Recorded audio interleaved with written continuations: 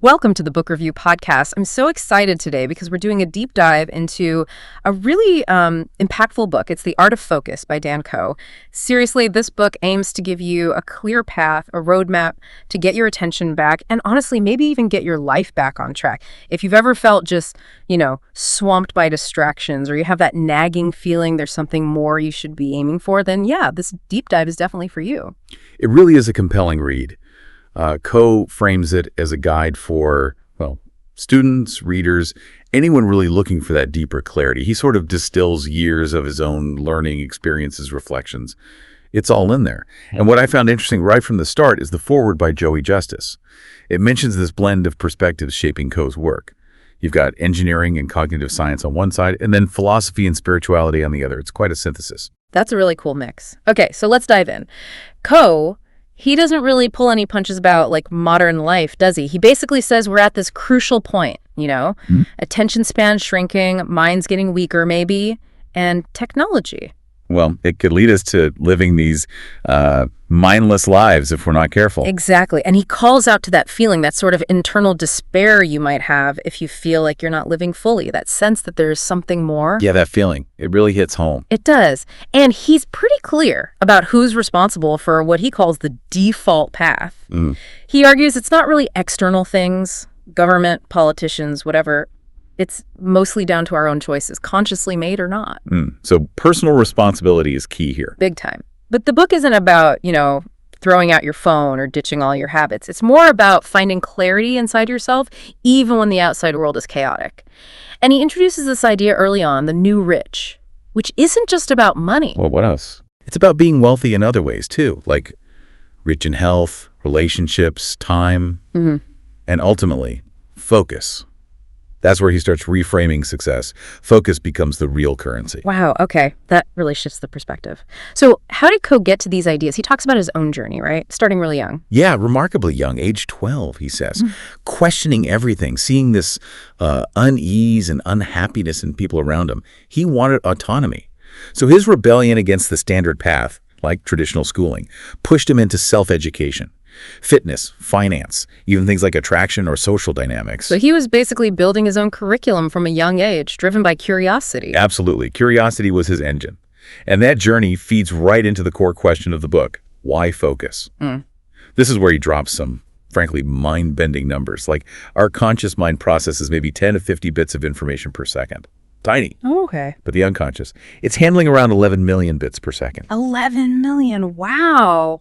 Right. So that huge difference is exactly why focus matters so much. It's about intentionally directing that tiny conscious spotlight onto what's important, letting the unconscious handle the background noise. Koh defines focus really simply: attention with intention. Attention with intention. I like that. It's what separates real action from just being distracted, meaning from meaninglessness. He even calls it the habit of habits. The habit of habits. Okay, that's fundamental. It's amazing how little we consciously process. And the book itself, you mentioned it's cyclical, not just a straight read-through. Exactly. He encourages you to revisit things, question his ideas. It's definitely not meant to be taken as absolute dogma. It's more of a toolkit. And part of that toolkit involves understanding some universal principles, basic laws of how things work, you could say. Okay, like what? What are these core principles? Well, a really big one is entropy. The scientific idea that systems naturally tend towards disorder unless you put energy in. Right, like a tidy room getting messy on its own. Precisely. Koh applies that directly to us. Our minds, our habits, our clarity without intentional focus, that energy input, they just naturally degrade into chaos. That's a bit sobering, actually. So focus is constantly pushing back against this natural decay? Kind of, yeah. It requires constant effort. Another key principle he talks about is holistic synthesis. Basically, reality isn't neatly divided into boxes. Everything connects. How so? Like your physical health affects your mental clarity. Yeah. Your financial situation impacts your freedom. He argues we need more polymaths, more autodidacts, people who can see these connections across different fields. So breaking down silos in our thinking. Exactly. And then there's radical open-mindedness. He suggests that life is often counterintuitive. The deepest truths might seem silly or illogical at first glance. So don't dismiss things too quickly. Pretty much. Our conditioning also makes us closed-minded, keeps us from exploring ideas that challenge our worldview. We need to be willing to question our assumptions. Okay, so Fight entropy, seek connections, stay open-minded. Got it. This all feeds into his big metaphor, doesn't it? Life as a game. I loved that quote you mentioned earlier. Oh yeah, the game metaphor is central. Let me see if I can find it again. Here. Once you understand the game, you begin completing a series of quests that form a storyline to gain experience. As you gain experience, new opportunities become available. You unlock dungeons, you can join a guild. You get the idea. Yeah, it makes self-improvement sound less like a chore and more like an adventure, leveling up in real life. Exactly. But he contrasts this with the idea of the non-player character, the NPC. Uh-oh. What's an NPC in Coe's view? It's someone who's basically unaware that their life is being directed by this accepted web of expectations. They're just following the default script society hands them. So kind of sleepwalking through life. In a way, yeah. Leading to a static sense of self, not much evolution.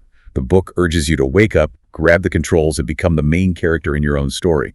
Make your own choices. Okay, that's a powerful shift from NPC to main character. So once you decide, okay, I'm taking control, how do you actually play this game of life better? What are Coe's rules? Well, he points out that games give you structure, right? You have goals, a perspective or frame, rules or limits, and skills or mechanics. The key difference in life is you have to create that structure for yourself. Society gives you a default plan, but you can learn it, break it down, and design a better one that actually serves you. Right. You build your own game plan, but that sounds like a lot. How do we manage our mental state day to day while doing this? That brings us to a really practical tool, the focus matrix. He breaks down focus into 4 types based on consciousness and scope. Okay, lay it on me. So there's unconscious narrow focus. That's often where stress and anxiety live. You're zoned in, but not in a good way. Then unconscious open focus, feeling lost, scattered, overwhelmed. Not great either. Been there. We all have. The goal is to move towards the conscious states. Conscious narrow focus is your flow state, deep work, efficient, clear. And conscious open focus is more about creativity, brainstorming, relaxation, peace. So we want to be conscious, whether we're narrowly focused or broadly open. Exactly. And ideally, find what he calls the middle way. He terms it the spiritual warrior path. Someone who can do things, make progress, but also be present, find peace. Merging action and awareness. I like that, the spiritual warrior. It's not just about grinding constantly. Not at all. It's about balance. But sometimes you do need intense action, which brings us to tactical stress. Tactical stress sounds intense. What is it? It's deliberately choosing to shake things up, breaking routines, putting yourself in situations where you have to perform, do or die moments, basically. Can you give an example? Like, what would that look like? Sure. Maybe booking a one-way ticket somewhere totally new, forcing yourself to adapt. Yep. Or, say if you're a freelancer, suddenly doubling your rates, putting pressure on yourself to deliver exceptional value. Whoa, okay, that sounds scary. But I can see how it would force growth. Totally. It's about creating these leaps of meaningful progress by facing fear head on. It forces intense focus. Right. Leaning into discomfort for a reason. And this kind of push, this tactical stress, does it connect to finding your purpose? He talks about the pull inward, right? Yes, exactly. That pull inward is like that call to be more, do more, but it requires solving problems outwardly. It starts by identifying what's not working in your life. Maybe lack of money is causing health problems or whatever it is for you. Then you find a really strong why, a reason that makes the action feel almost effortless because it's so compelling. And finally, you create a hierarchy of goals to channel that energy. He even says observing others not judgmentally but for clarity can help figure out what you truly want. So using comparison constructively to clarify your own path, that leads to his idea about opportunity being like an iceberg. Yeah, the iceberg of opportunity. Curiosity is the key that unlocks it. He suggests everything has hidden depths. When you pursue goals aligned with your vision, you start to see those deeper layers. You dive below the surface, into the unknown, instead of just reacting to what's obvious. Seeing the potential hidden beneath the surface, I love that visual. And this leads to mastery. It leads to what he calls the path of mastery. Oh. And interestingly, he describes it as a goalless journey. Goalless. But you just said create a hierarchy of goals. Good point. It's goalless in the sense that there's no final destination, no point where you arrive and mastery is complete. But it's directed by the goals you set along the way. The real shift is falling in love with the process, the practice, the daily grind, not just chasing the outcome. refocusing on the present moment, the details. Plateaus happen, right? Those moments where you feel stuck, they become choices. Push through or quit. The master finds growth even in repetition. Learning to love the process, not just the prize. That's huge. So practically, how does this path of mastery translate into action? It leads straight to his advice. Become a builder. Always be working on something. Balance theory with practice by having a project. His mantra is simple. Start, then learn. Start, then learn. Don't wait until you know everything. Exactly. Apply it to anything experimenting with your health, figuring out your finances, improving relationships. Build your own solutions instead of waiting for answers. It's about active creation. Building your own life, essentially. And this idea feels especially relevant now with what Coe calls the new economy. Tell us about the shift. Right? He argues the internet has just blown away old barriers. You don't necessarily need huge amounts of money or fancy tools or degrees, or even to be in a specific physical location to provide value anymore. He calls it a second golden age. You have independent creators challenging old systems like education.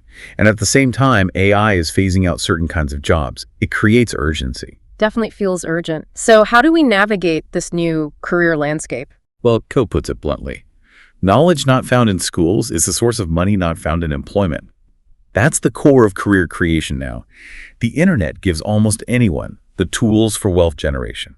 So, mastering your mind, you're focused, that's how you fight back against the endless distractions and actually build something in this new world. Okay, so mental mastery is the foundation, and he offers a model for building, right? The one-person business? Yes, which he sees as a really logical path for long-term success now. It has three main parts. First, your brand. That's your story, basically, showing a desirable outcome you've achieved or are working on, making it relatable. Second, content. Think of this as your map, using writing, video, audio, whatever, to attract people by talking about problems and solutions relevant to your brand. And third, product. This is the game you offer your audience. It can be done for you, like freelancing, done with you, like coaching, or do it yourself, like courses or books. Brand, content, product, story, map, game. Okay. That simplifies it. It does. And maybe the most freeing part is his concept. You are the niche. You are the niche. What does that mean? It means you don't need to find some tiny, obscure market. Your unique mix of skills, interests, experiences, that's your niche. You end up solving problems for people you actually connect with. You don't need to compete head-on with everyone. Just document your journey and help people who are maybe a few steps behind where you are now. That takes so much pressure off. Just be yourself and share your path. Right. It's about authenticity and connection. And ultimately, he suggests this whole process, self-mastery, building, sharing, leads to something bigger. He calls it reproduction through spirit. Reproduction through spirit. Yeah, it's the drive to spread valuable ideas. Ideas that help others change their behavior for the better. It's about contributing to raising collective consciousness in a way. Your focused actions ripple outwards. Wow. So it starts with personal focus, but it can have this much larger impact. Absolutely. I think this deep dive into the art of focus really hammers home that central idea. You really can take control of your direction, transform your life. It boils down to understanding how powerful your focus is, committing to self-development, and becoming, a conscious builder in a world that really needs authentic solutions.